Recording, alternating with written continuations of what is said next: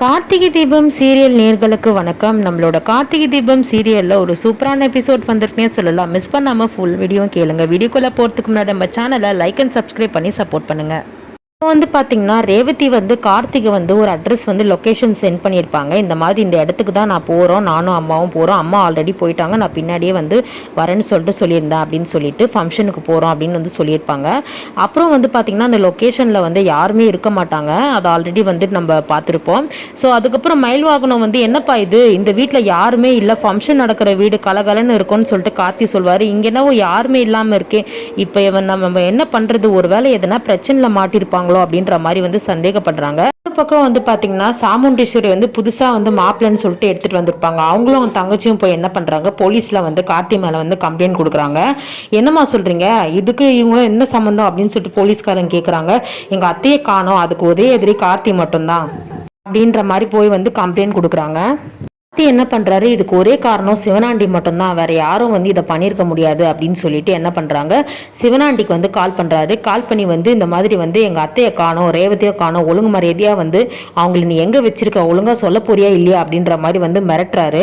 கார்த்தி என்ன சும்மா உங்க அத்தைக்கு நான் மட்டும்தான் எதிரியா, ஊர்ல ஃபுல்லா ஒம்பிழுத்து வச்சிருப்பா, வேற யாருங்கயா போய் கேட்டுப்பாரு, சும்மா என்னையே டார்ச்சர் பண்ணிட்டு இருக்கிற, ஏன் வேற எதிரியே கிடையாதா அப்படின்ற மாதிரி நம்மளோட சிவனாண்டி சொல்லுவாரு.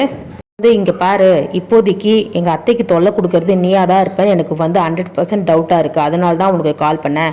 இங்கே பாரு, உன்னால் முடிஞ்சதை பார்த்துக்கோ, இதுக்கெல்லாம் நான் காரணம் கிடையாது, நீ ஃபோனை வை, எனக்கு வேலை இருக்குது நிறைய, எனக்கு வேலை இருக்குது, உங்ககிட்ட பேசி டைம் வேஸ்ட் பண்ண முடியாதுன்னு சொல்லிட்டு சிவனாண்டி ஃபோனை கட் பண்ணிவிடுவார்.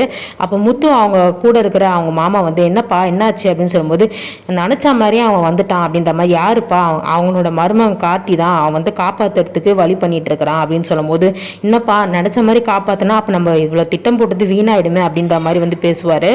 அப்போ அதெல்லாம் வீணாவாது, நம்ம பண்ணால் சரி வர மாட்டேங்குதுன்னு சொல்லிட்டு தானே நான் வெளிநாட்டு ஆளை இறக்கியிருக்கேன், கவலையப்படாத, அவங்க 2 பேர் கதையை முடிச்சுட்டு தான் வருவான் அப்படின்ற மாதிரி அவ்வளோ ஸ்ட்ராங்காக பார்த்தீங்கன்னா சிவனாண்டி சொல்லுவார்.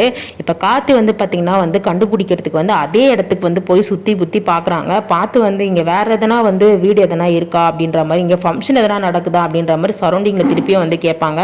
இல்லையே, இங்கே எந்த ஃபங்க்ஷனுமே ஒரு வாரமாக எதுவுமே நடக்கலையே, நடந்திருந்தால் எங்களுக்கு தெரியாமல் இருக்காது அப்படின்ட்டு அந்த ஊர்க்காரங்க சொல்லுவாங்க.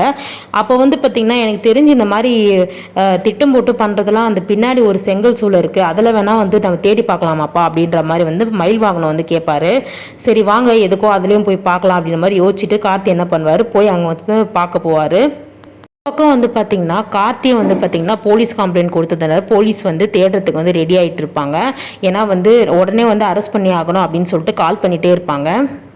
கார்த்தி பார்த்தீங்கன்னா எப்படியோ கண்டுபிடிச்சி பார்த்தீங்கன்னா நம்ம ரேவதியுமே நம்ம சாமுண்டீஸ்வரை மீட்டிடுவார். அங்கே போய் ஃபுல்லாகவே எல்லா ஆளுங்களையும் அடித்து போட்டு எப்படியோ ரேவதி ரொம்ப மயக்கத்தில் இருப்பாங்க, அவங்கள முழிக்க வச்சு, அப்புறம் சாமுண்டீஸ்வரி மயக்கத்திலே தான் இருப்பாங்க. 2 பேருமே சம மயக்கத்தில் இருப்பாங்க. 2 பேரையும் பார்த்தீங்கன்னா மயில் வாகனம் ஏதோ ஆளுங்களை விட்டு ஏற்பாடு பண்ணி காப்பாற்றின மாதிரி நீங்கள் சொல்லிடுங்க, தயவுசெய்து என்ன இன்வால்வ் பண்ணாதீங்க இதில் அப்படின்ற மாதிரி சொல்லி காப்பாற்றிடுவாங்க. இன்னொரு பக்கம் கேஸ் கொடுத்தது அப்படியே இருக்கும். இவங்க விறுவிறுப்பாக போயிட்டு என்ன பண்ணுறாங்க, கேஸ் கொடுத்துட்றாங்க. போலீஸ் பார்த்தீங்கன்னா வீட்டுக்கு வரும். ஸோ அதுக்கான இன்னும் அது அப்டேட் இன்னும் வரல. ஸோ நெக்ஸ்ட் வீடியோவில் அதுக்கான அப்டேட் ஷேர் பண்ணுறேன். நம்ம வீடியோ பிடிச்சிருந்தா சப்ஸ்கிரைப் பண்ணி சேனலுக்கு சப்போர்ட் பண்ணுங்கள். தேங்க்யூ.